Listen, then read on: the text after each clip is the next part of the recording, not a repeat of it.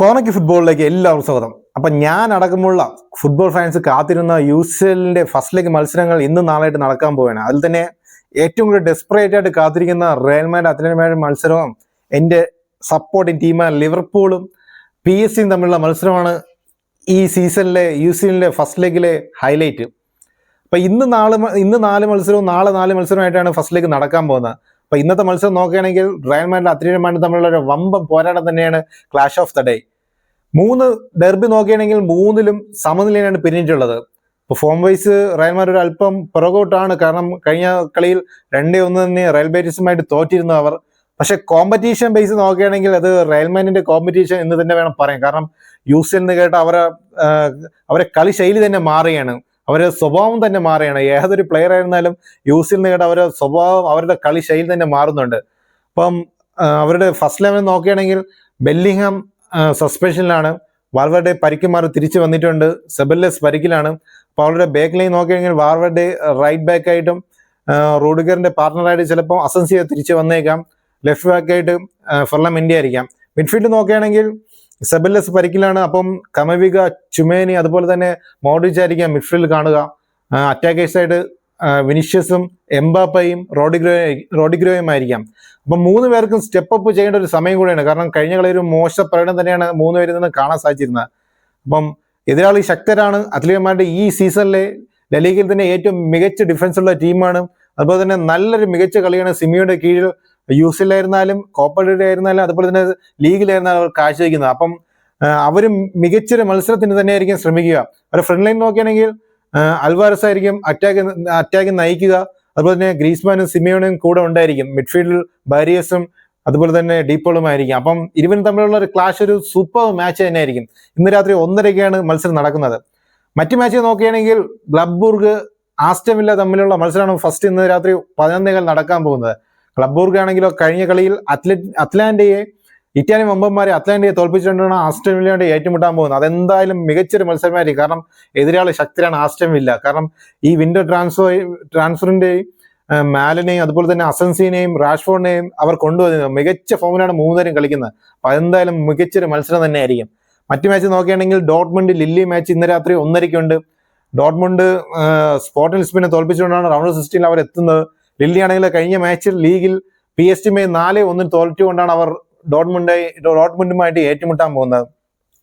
മറ്റൊരു മാച്ച് ഇന്ന് രാത്രി 1:30 ആർസണൽ PSG എന്തോൻ തമ്മിലുള്ള മാച്ച് ഉണ്ട്. അത് PSG എന്തോന്റെ ഹോം ഗ്രൗണ്ടിൽ വെച്ചാണ് ആർസണൽ ഏറ്റുമുട്ടാൻ പോകുന്നത്.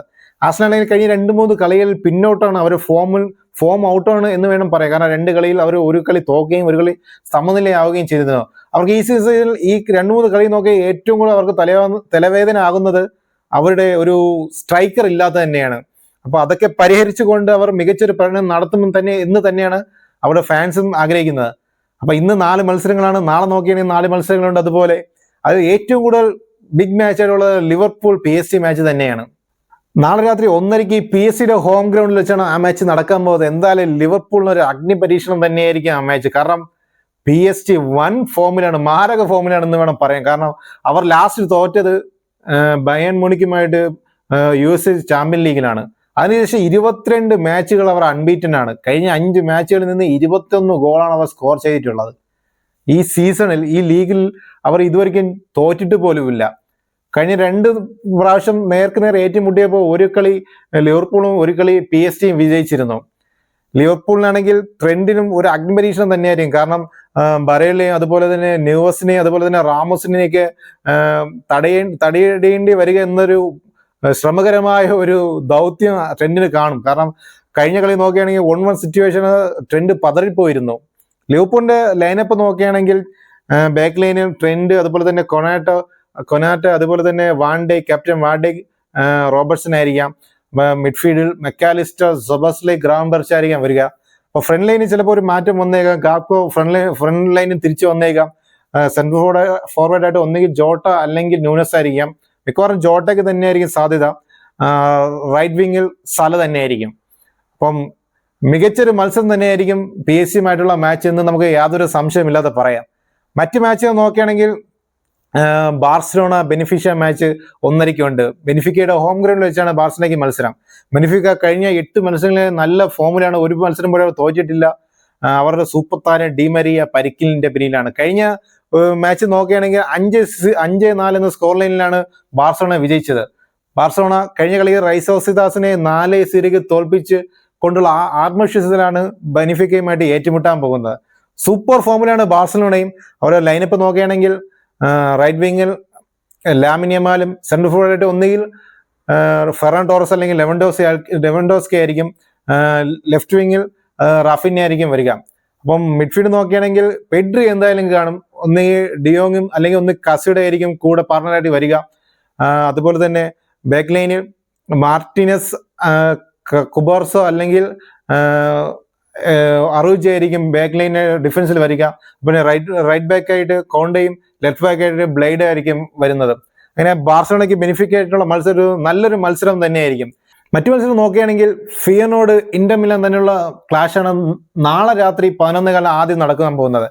ഫിയനോടാണെങ്കിലോ ഇന്ററിന്റെ അയൽപ്പക്കക്കാരായ AC മിലാനെ തകർത്തുകൊണ്ടാണ് റൗണ്ട് ഓഫ് 16 അവർ കടക്കുന്നത്. അപ്പം ഇന്ററിന് അതൊരു ഭാഗ്യ പരീക്ഷണം തന്നെ എന്ന് വേണം പറയാം. കാരണം തങ്ങളെ അയൽപ്പക്കക്കാരെ AC മിലാനെ തകർത്തുകൊണ്ടാണ് ഇന്ററുമായിട്ട് ഫിയനോട് ഏറ്റുമുട്ടാൻ പോകുന്നത്. അപ്പൊ അതും നല്ലൊരു മത്സരം തന്നെ ആയിരിക്കാം. മറ്റു മത്സരം നോക്കുകയാണെങ്കിൽ ബയൺ ലെവർകൂസൻ തമ്മിലുള്ള ഡൊമസ്റ്റിക് ക്ലാഷ് തന്നെയാണ്.